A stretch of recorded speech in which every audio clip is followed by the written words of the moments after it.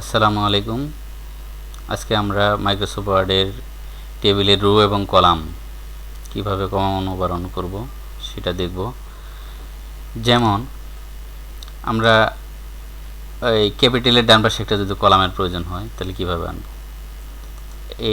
এখানে রাইট বাটনে ক্লিক করলে দেখেন ইনসার্ট অপশনটা আসবে। ইনসার্ট অপশন থেকে কলাম টু দ্য লেফটে ক্লিক করলে ক্যাপিটালের বাম পাশে হবে, যেহেতু কার্সরটা আছে ক্যাপিটালের উপরে।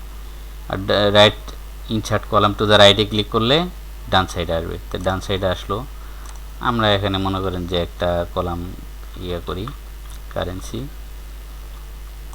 এখন এভাবে আমরা কলাম বৃদ্ধি করলাম।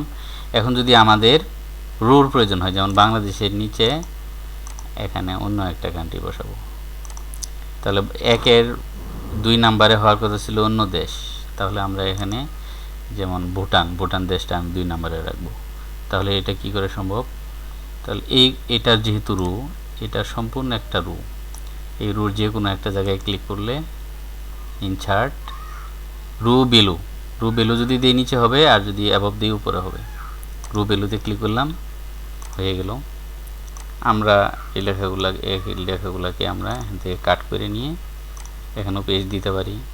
দেওয়ার পরে এখানে 9 নাম্বার সিলেক্ট করে দিয়ে এখানে একটা রো আমরা ওপেন করলাম।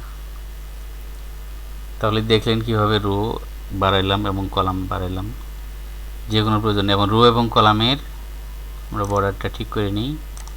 রো এবং কলাম ছোটো বড়ো করতে পারি আমরা। যখন দেখবেন যে কলামের উপরে ধরলে, মাউস পয়েন্টার ধরলে 2 দিকে আরও আসতেছে, তখন আপনারা ধরে চাপ দিয়ে মাউসের লেফট বাটনটা চাপ দিয়ে ধরে নিজের ইচ্ছে অনুযায়ী সরান করতে পারবেন। অথবা যদি ডাবল ক্লিক করেন তাহলে যতটুকু লেখার প্রয়োজন ততটুকু টেবিলটা চলে আসছে এবং কলামগুলো চলে আসছে।